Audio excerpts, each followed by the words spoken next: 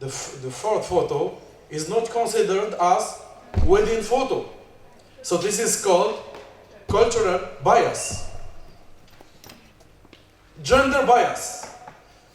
I take an English sentence. She is a programmer. He is a nurse. I translate it to Turkish. I don't understand Turkish.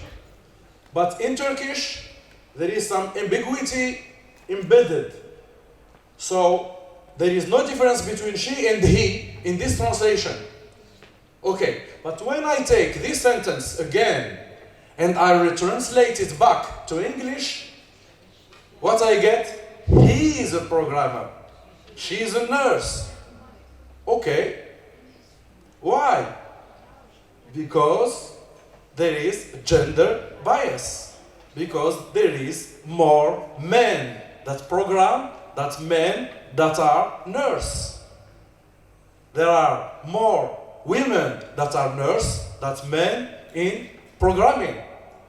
And of course in AI, UNESCO tells that there is only 22% of women among data scientists, data engineers, etc., etc. So the AI is biased. The AI guidelines are biased. AI data is biased. AI programs is biased. How we can do unbiased using of AI if AI itself is biased? I don't talk about economy, industry, culture, etc. But the men who are programming AI are thinking in male way for male way users. And this is not me. I mean, studies are showing this. Racial bias. I don't like to talk about races. It's just terminology. It's more ethnical bias. But okay, in literature I'll speaking about racial bias. There is one race, but okay, we are talking about racial bias. I prefer to talk about ethnical bias. There is a system called predictive police who can predict recidivism. And here there are two people. The right woman is scored with 8 high risk, and okay, she has done some crimes, but minor crimes. Yes. And the left person has prior offenses, 2 armed robberies, 1 attempted armed robberies, 1 grand theft, but the AI system scored it as low risk. Why? Because statistically there are more black people in prisons than white people. So it's very, very critical. And Robert Julian Borchak Williams, you can look for this guy. En français, on dit un bisounours. He's very kind, smiley guy. I mean, if you see him, you can abduct. You have thought about abduction. You can abduct that. He's not a criminal. But the system condemned him, and he was accused and arrested due to AI facial recognition. So you can look for Compass system, correctional offender management profiling for alternative sanctions. You can look for it, and I will keep these slides available after the talk. Socioeconomic bias. This was a problem in Netherlands. In the Netherlands, they used a system called Siri, which has nothing to do with Siri, you know. It's a Netherlands system used for social profiling. Okay? And statistically, they have discovered that the more you are poor, the more fraudulent or the more fraud risk you present. Let's say you can ask the government to have grants and to have money back by fraudulent behavior if you are poor. So systematically, when poor people apply for this kind of grants, en français c'est les allocations sociales, they are refused because they are scored risky. But the problem is not to score just new one. They have scored back all the one that have benefited since 20 years about these allocations, and so this woman has to sell his house to reimburse the government because she has been scored risky by the system. And so she just become homeless. You can look for Netherlands and social profiling, and you will find a lot of kind of behaviors. But of course, after in 2020, this system has been like yes, hopefully, but too late. So some terminology. I'm talking to you about technical stuff because I think you're gonna be part of technical teams developing AI. And you should know about those things. Because we guys from technical engineering schools do not know about ethics. We know about algorithms, but we cannot criticize algorithms. If you say that engineers will do systems, you're gonna have biased systems. If, like Professor Sharma has said, if you want to change the world, you have to be part of the story, so you have to develop our data, our knowledge, our systems. Or within coalitions. We cannot say we will build Moroccan AI, of course, but we can be within coalitions to build local AI. So the NIST is an international American institution dealing about networking, security and cybersecurity, and he classifies all cyber attack of AI systems. We talk about poisoning, we talk about evasion, we talk about privacy attacks and abuse attack. So we all know that machine learning, deep learning, all those AI stuff are based on training. So if you tackle the training data set by poisoning this data set with garbage in, we're gonna have garbage out. So among garbage in, we have data poisoning, so attacking the data set of training or attacking the code itself. Attacking the code itself, meaning changing the weights of these neural networks, etc. Evasion deal with attacking the training data, I mean the runtime data. Let's say you have cameras. We can attack those cameras. We can put dust on cameras. So camera will not perceive reality. So we'll do bad choices, bad decision, and will cause accident. Okay? So evasion is tackling the runtime data. And poisoning is tackling training data.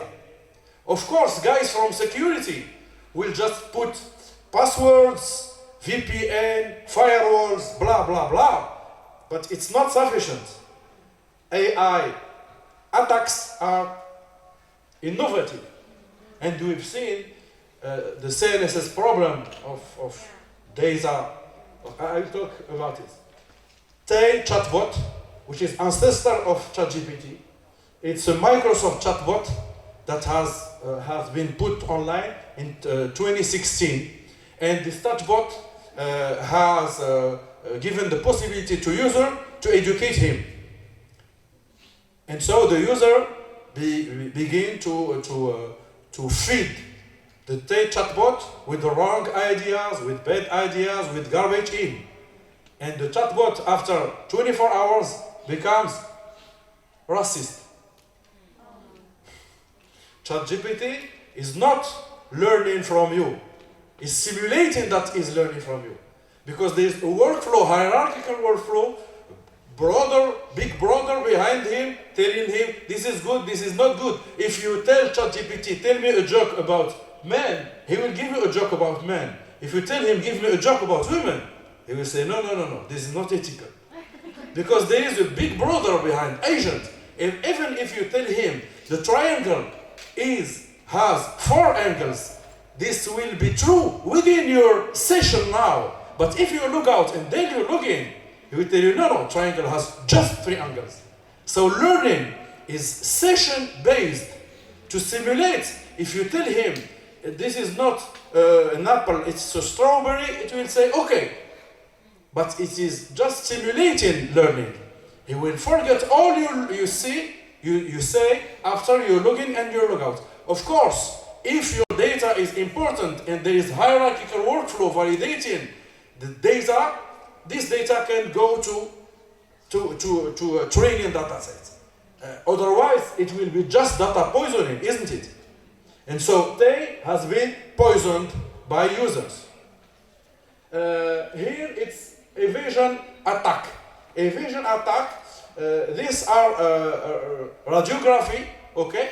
And the middle layer is paper and salt noise. Paper and salt are just perturbation of signals which are not visible to human being. So the right images is the addition of the first images plus the noise.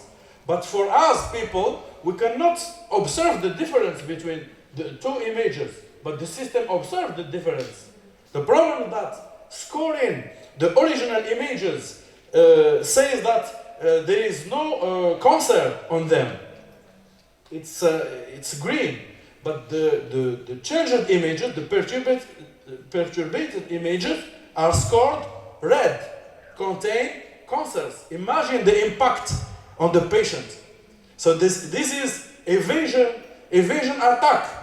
They attack the data, runtime data, so the AI will score, will put you on jail, will diagnose this patients with wrong decisions, etc.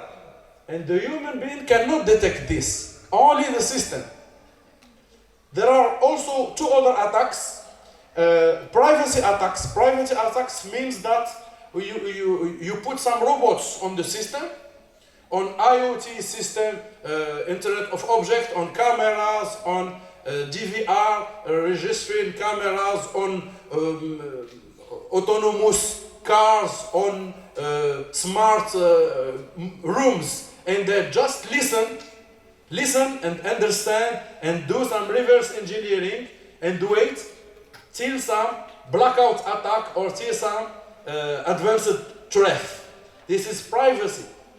Privacy means that I am just listening to your behavior to learn about, just like a criminal that observe you during months before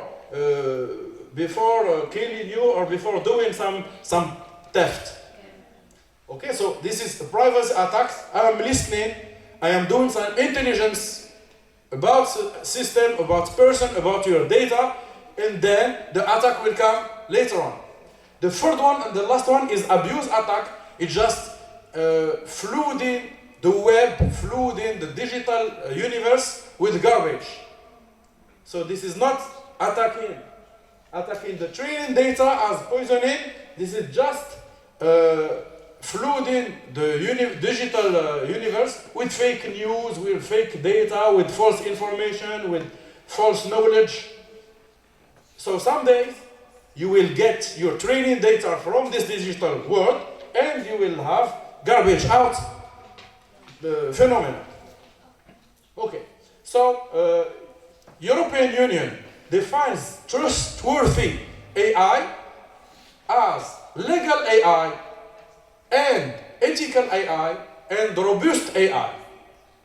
Robust AI, let's say, robust against evasion, robust against poisoning, robust against privacy attack, robust against abuse. This is technical. Robust AI is technical. Legal AI, AI that are compliant to, let's say, RGPD law, etc. In Morocco, 0908 law, I will talk about it. And ethical AI, respect ethics principle in AI. So this is the definition of trustworthy AI. L'intelligence artificielle digne de confiance. Okay. I will not go deeper in definitions because it's not a lecture, but I have to. So explainability, AI system is explainable if we can explain how the decision has been made. Is ChatGPT or DeepSeek explainable? No. It can simulate explainability, simulation. Fairness, I told you about gender, socioeconomic, ethnic, etc. biases. So fairness, the issue of treating different groups equally. Professor Sharma has told about the fact that we do not contribute to the world data, and so the AI will not be fair. Transparency. Is DeepSeek or ChatGPT transparent on how he has been built, on how he has been programmed, on what data he has used to train itself? I ask you this question. DeepSeek in its first version was open source, but no more open source now. So open source showing codes, but not showing data, training data set. So it's not transparent. And even we do not know how it has been built. There are myths about it. But the reality, ChatGPT is also not transparent at all. So how we can trust the cave jailer or the privacy? I told you about privacy attack.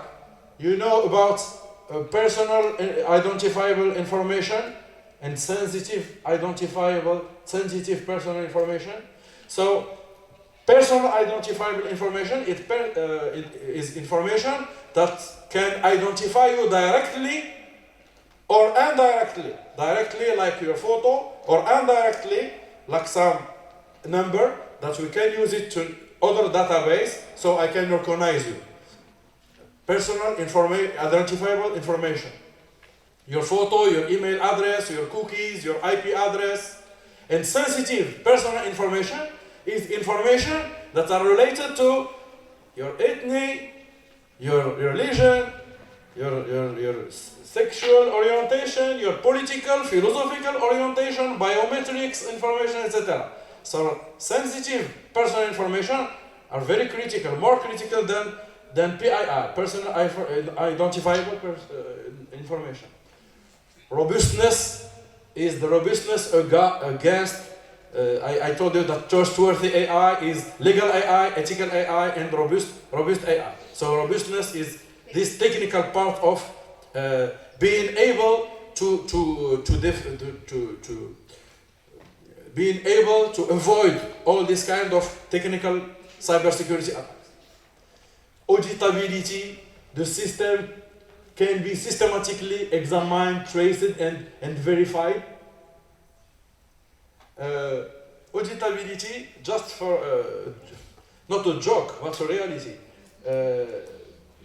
Dubai الذكية, smart Dubai. Smart Dubai is very interesting initiative since it's part of our South world, if Dubai can be considered in the South world.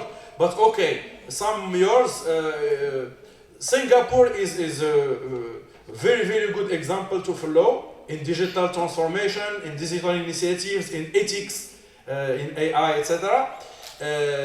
As it's not the Western way of saying things, but Dubai also was inspiring, and auditability was part of the ethical AI principles.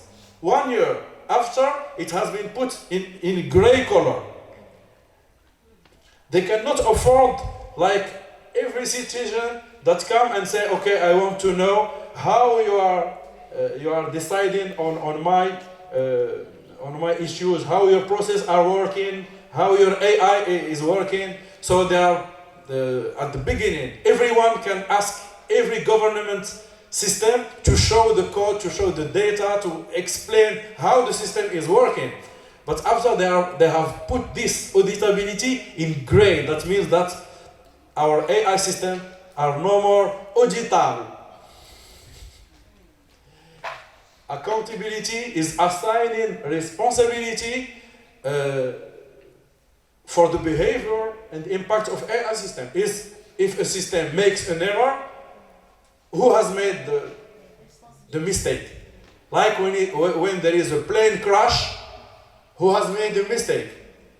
The hardware, the software, the human? No one. Ethics in AI, for AI and of AI. Ethics in AI, we call it also computational ethics, refers to the technical and computational implementation of ethical consideration within system, including formalization of values like fairness, privacy, accountability. Of course, all ethical principles cannot be mathematically formalized and then produce some measures and computing evaluation. So it's a dream. But from technical point of view, engineers see ethics like checklist with mathematical formalization, with measures, with dashboards. And so plug and play your system with some dashboard and okay, you are good, you are ethical. This is the reality now. So IBM, Microsoft, Google, Amazon has their trustworthy AI frameworks, and they are selling solutions to measure AI ethics. But this is part of greenwashing, this is part of, okay? Like, let's say, embedding a fairness constraint in the classification algorithm to avoid discrimination against protected group. Of course, we simulate avoiding discrimination against protected group. But the AI itself is not has no conscientiousness about discrimination. Ethics for AI, so which is also called machine ethics. So, can agents be moral? Can AI agents make moral decisions? They are aware about moral problems. Programming self-driving car that to weigh harm in an available crash scenario. So computing, if it's good to kill someone, not kill someone, where is morality? So this is also a field of research, how to keep this AI system moral. And a lot of people think that ChatGPT can someday become moral agent. They think, but it's very difficult. It's impossible even. Ethics of AI. So ethics of AI is part of ethics of using AI. Applied ethics and using AI in research is part of ethics of AI. So it's concerned with external societal, political, philosophical evaluation of AI impacts of individuals, institutions, and societies, and whether their development and deployment are morally acceptable. And we can talk about three classes of ethics of AI. Meta-ethics is AI capable of moral reasoning. Can machine be moral agent or patients? Normative ethics. Are we obliged to ban lethal autonomous weapons? So it's this part of ethics of AI is questioning AI, is putting AI in the context. Can we just delegate our PhD thesis to AI? Is this moral? Can AI sentences true? Just yesterday, and I am really synchronized with all your ideas. If you are not expert in some domain, don't use AI. Yesterday, I give him some question, and he begins to tell me just bullshit. So I told him, I am scientist. Respect me. All your sentences must be rigorous. Don't tell me garbage. Give me references, and I will verify your references. And I have verified many references. I tell them, this is false. This paper does not talk about this. You are wrong. Sorry.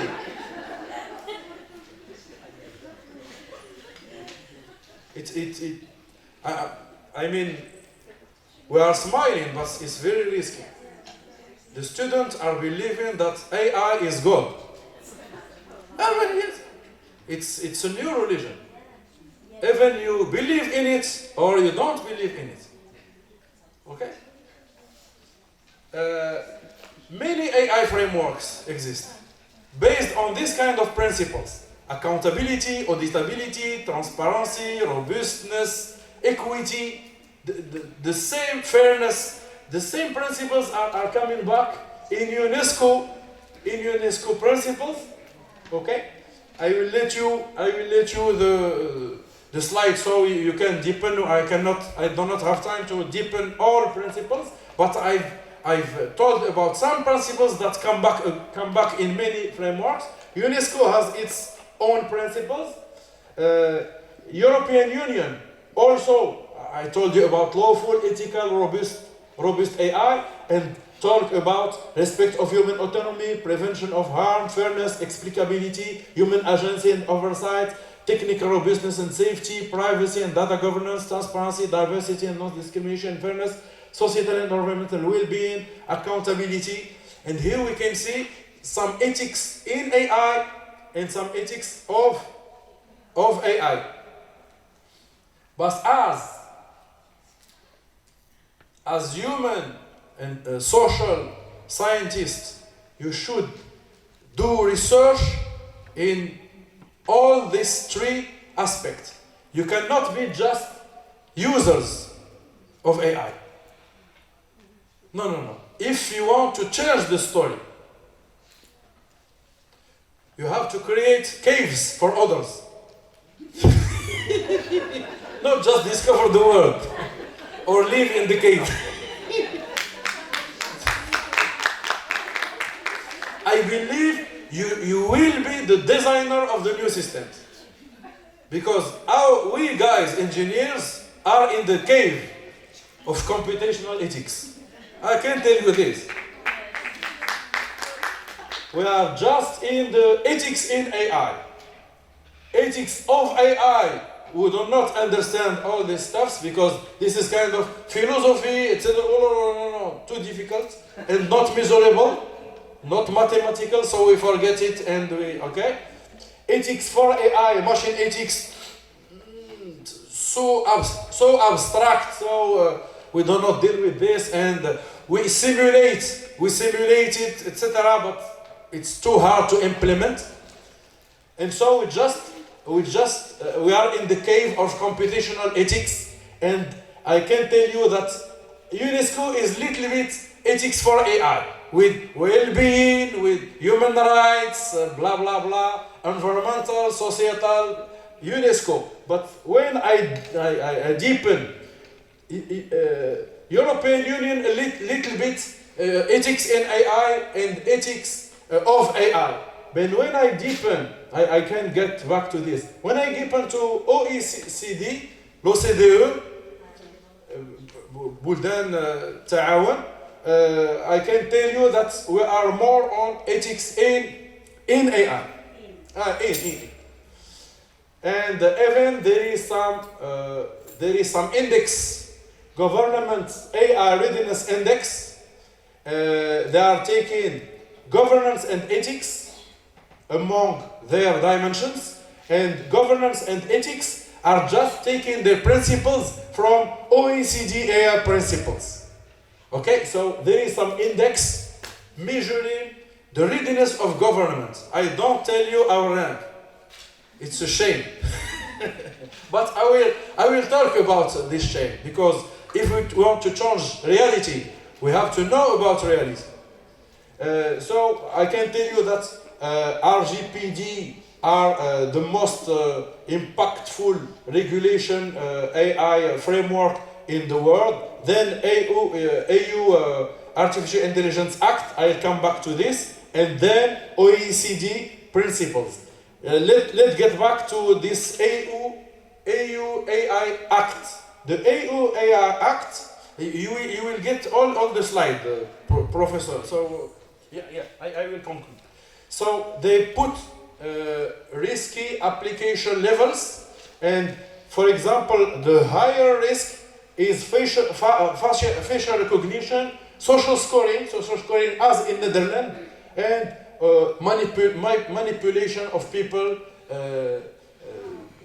with fake news, and all using digital messages to influence voters, etc.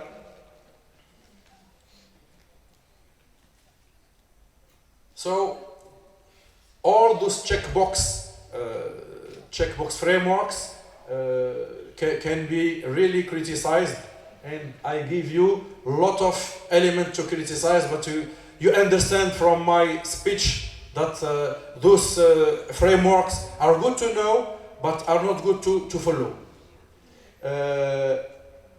Morocco wants to deploy 4,000 facial recognition cameras in Rabat. You know about it, okay? Facial recognition is of risk 5 in EU AI Act. So normally we should be ready to this, okay? We have been stolen private and sensitive data from CNSS, isn't it? So normally we should be robust. We should have robust system against this, okay? We have 2 laws. One law about protecting data, 0908, and one law for cybersecurity to protect critical infrastructure. And CNSS is a critical infrastructure, as Banque Maghreb, Banque du Maroc, as telecom operators. If CNSS is down, hospitals will not work, because people will not get back money. We cannot do surgery if there is no CNSS. We cannot do international transfer of money if the banking system of regulator is down. We cannot continue to be online if telecom operators are going down. So the 0520 is part of cybersecurity of critical infrastructure. We say that we are aligned with UNESCO AI ethics, and we have communicated about this. That's good, but that's not sufficient. Our index in the government AI readiness, okay? We are in 2023.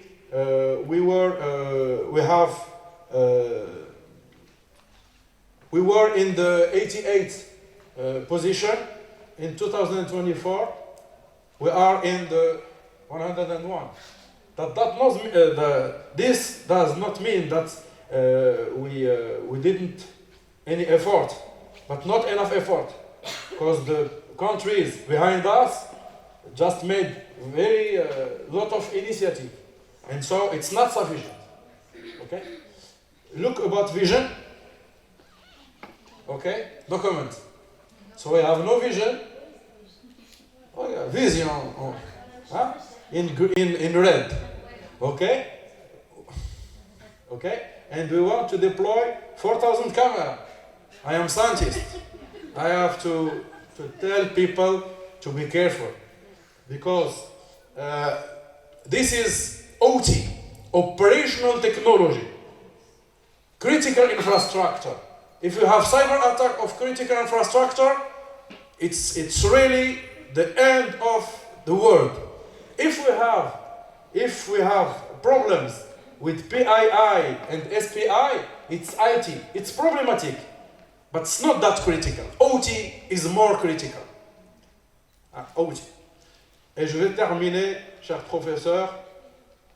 So the future of ethical AI in social science depends on whether scholars choose to act as gatekeepers, reinforcing existing ethical constraints, or revolutionaries, pioneering new paradigms that redefine how AI interacts with society, knowledge production, and policy making. So for you guys, you have all these chances and opportunities. Either to be the AI-enhanced human and social science researchers, users of AI, of course knowing about ethics of AI in AI, for AI, blah blah blah, but users. Or you are the co-designer in a transdisciplinary, pluridisciplinary teams, co-designer of system. And so you are constructing new case.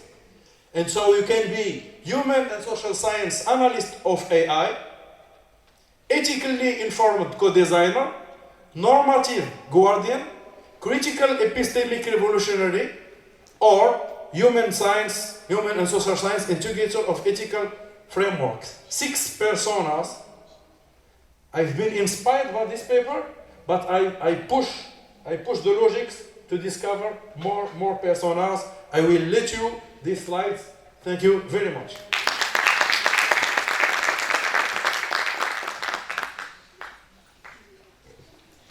Thank you, Dr. Baina, for a very informative talk. And actually, we have learned a lot about the situation in Morocco. Thank you for enlightening us on the risks that we are facing as Moroccan citizens, especially with what is happening. Yeah, I was aware of Morocco's establishment of cameras, but I was not aware of the risks there are for us as citizens.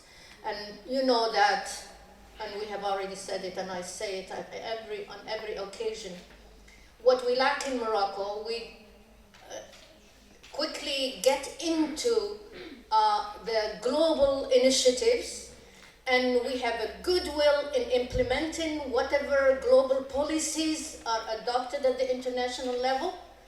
But we want to jump into this without developing a local vision. And I have said it last time about education abroad. When we look at all the initiatives Morocco is taking, unfortunately, we do not have a clear vision in any domain, whether it is health, education, here now digital transformation. I think that our leader, policymakers, should absolutely try as much as possible to take the time whenever there is a global policy or whatever global decisions to take the time to reflect and look at the local context. And actually this is also an issue in research. Whenever, and Dr. Sharma is insisting on this as much as possible in our writing workshops, and the need to focus on the global, to take the global context, but to focus on the local one. I think that Professor Sharma has mentioned it, Professor Baina has referred to it. Of course, we should adhere to what is happening at the global level so as not to be left behind. But we should put our print on whatever is happening at the global level, because I think that the global North should now listen to the global South, because they have lessons to learn from the global South. We have been listening to their discourse for centuries now, or for a long time, and think now, and they have, some of them are realizing this.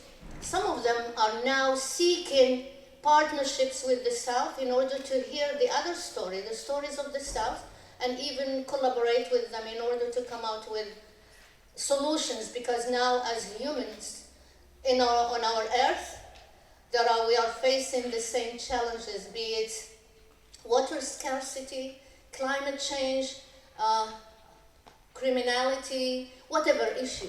That is, we have to think as humans to find solutions to these challenges. So I thank you very much for this very actually informative talk.